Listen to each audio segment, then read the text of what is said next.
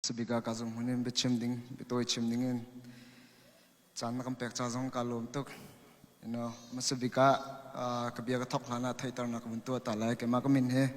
Joshua wa moi thong se chen kapa chu tleicha ruan khomi buk tu se chen kanu he pi cha jing he long khomi se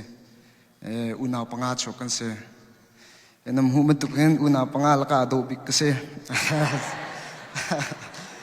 tu leo we be pi big to mi che UFC flyway tu leo he ka thong leo se chu kong ha pet line chen Fury ka rak thut leo se UFC tu ka thut yang zong a hen tha za ka pe tu ku ka naw na za te chunga lunglom nak tam pi ka ngai chen ka zon hen mi e pi ton nak zonga bichim na nakam pek cha zong hen ka lom tuk tu heaven tuk nan bichim na nunga pekan khuat tampi ka rotar nakam hu ko he kai ko mui he heaven tuk mi mai bichim nak sa nen kam ha vai thra thong thong khe du da um fen khe ka se zagati ka si ko zonga he ka hen kema zinka training ka kal to na te motivation speech to te ka ngai mi ma chungin hen thazang ka lak mi hen nam haya share ka vendu ma zong he thazang tampi na ni lak la ti ro chen nak ngai cha hen mate he ka thimi se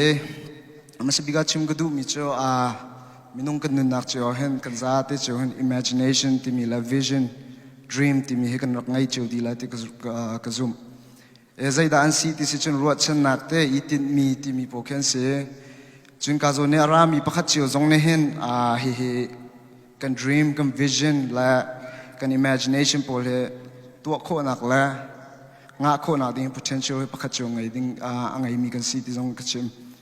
zai chate kan ti sia chun tuna ya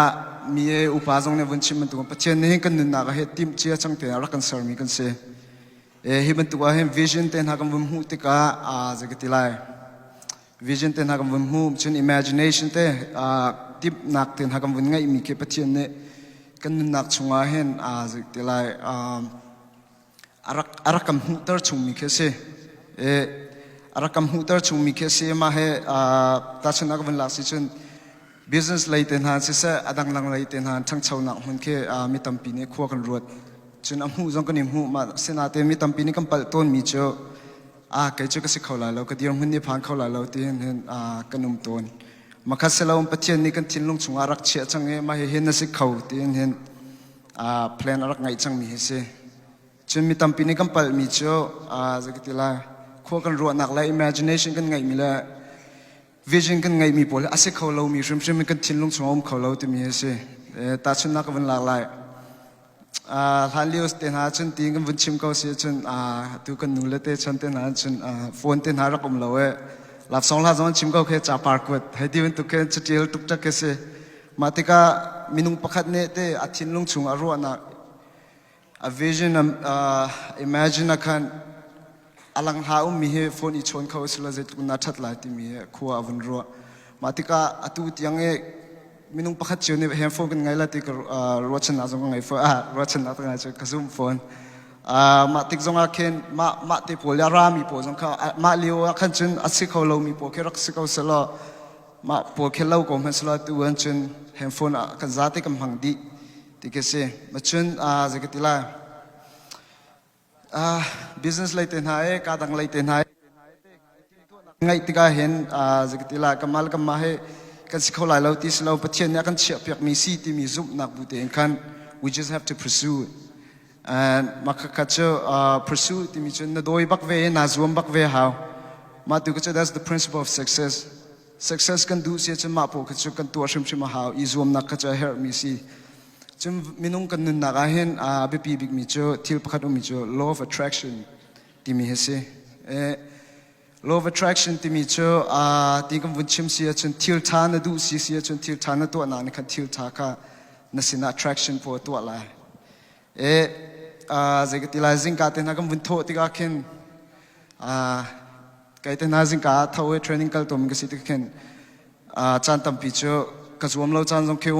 mati akin mama tuke zinka tho kam vunzo me kan mai he zet kun na be pi ti chung kan ro na khen te tuni ji tho ka zom lo ka ti si khan chun chunit la kha tho zom lo kha se ko na te tuni ji ka thau lai tu ni chon ni tha se lai ti man tu ko van ro than se kan chun ma ni vial te ka tu mi kha tlam tling ting king ko hu phone zegetila dong na bika bia pathum te kai ma ai kanun naka thajang ka lak tuk mi pathum te chim gadu mi cho nun nak te mi cho hard work